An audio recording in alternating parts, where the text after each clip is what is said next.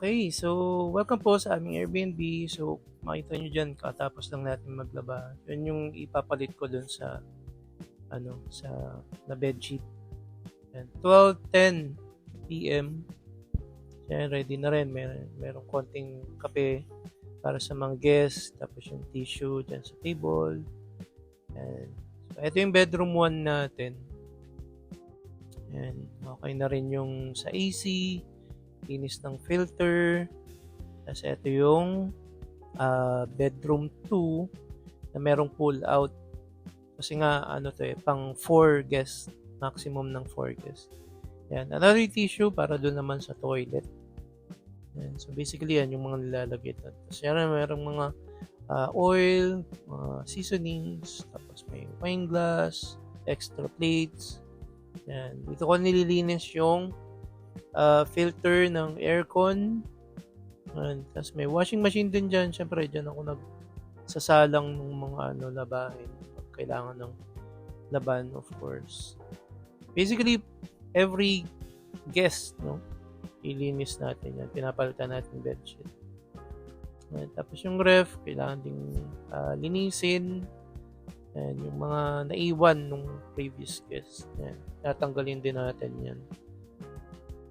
Okay, so yan. Basically, pati yung table, lilinisin din yan. Dapat walang gamit dyan.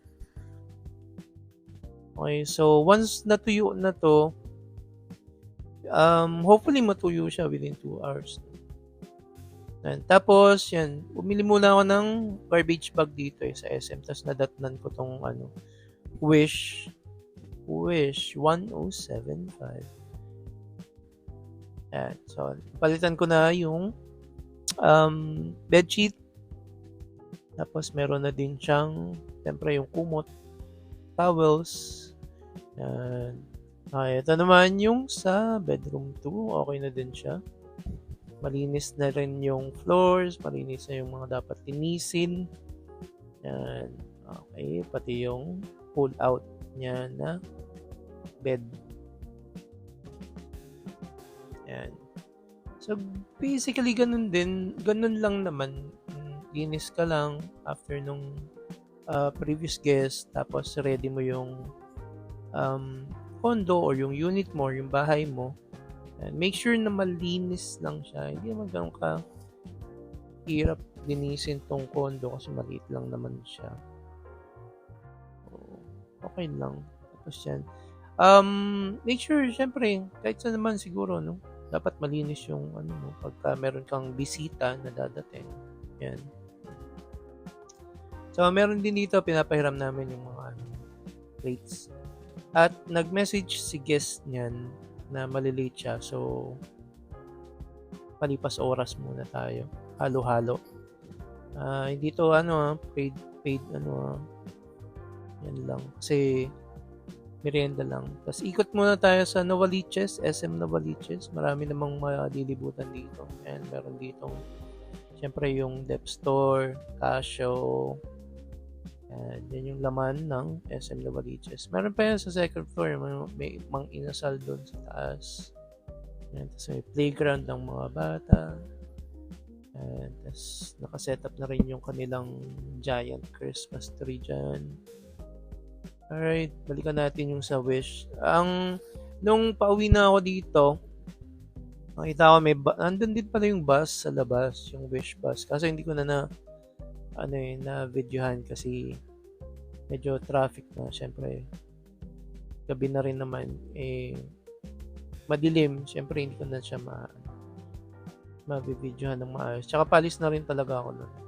Meron din dito, Ideal Vision, mga kainan. Ito, mostly kainan na dito sa babae. Doon sa taas yung mag-feeling artista ka pag umakyat ka doon sa taas. Mga bilihan ng cellphones, gadgets.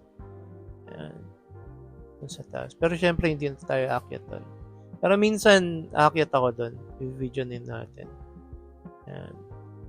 Tapos, nag-message na si guest. Medyo malapit na raw sila. So, yan, pabalik na ako. Dito yung parking nga pala is 300 yung overnight. Tapos, syempre, additional yung regular entrance mo na 30 pesos. Pagpasok mo, babayad ka 30 pesos. Yan. Safe naman dito mag-park. May guard naman dyan on duty. 24/7 naman yung mga naka-assign dyan na guard. No? Kasi one time, may guest na gustong mag-park sa loob. Kaya lang, problema, na-scam ako. Gagastusan ako 250. Pagka-send namin nung guest ng payment sa GCash, ayun, na-block na ako kagad. So, parang ayoko na ulitin. Ina-advise ko lang yung mga guest kung gusto nilang maghanap ng parking sa loob, makipag coordinate sila dun sa ibang tenants. Meron namang Facebook page ang Vine. Pero syempre, ingat na lang kasi nga may mga scammers. So, ayan. Ito yung pinaka-entrance ramp niya. Itong nasa left, yan yung Tower 1. Yung nasa right, Tower 5. Ayan. Marami na yung dito, mga nagstay. Ayan. So, maganda naman siya. Especially at night, magandang mag-swimming paggabi. Hanggang 10 p.m. naman yung swimming pool na open. Ayan, puntahan natin yung iba niyang mga amenities. Ayan yung pool number 1, yung nasa right na yan, nasa tinutumbok natin na yan. Ayan, tapos may playground din dito. Ewan ko ba tinanggal nila yung siguro may na-aksidente dyan or something, or baka maging safety hazard siya. Dati merong dito swing eh. So ayan, natira na lang itong mga slides. So ayan. Tapos ayan yung swimming pool number 2. Bale, hindi kasama sa rent ng Airbnb yung swimming pool kasi directly yan binabayaran sa admin. Bibil ka ng voucher. So ayan, yung mga work from home, yun. Pwede dito Kung magsuswimming yung mga junakis nyo, ganun, pwede kayo tumambay doon sa yan. Tapos ito na nga, kinabukasan mag-out na sila guest. So, ayan, babalikan na natin sila para i-check ulit yung unit, tapos maglinis ulit, and then that's it. Salamat for watching this video. If may questions kayo, just comment on the comment section. Again, thank you so much. Have a good day.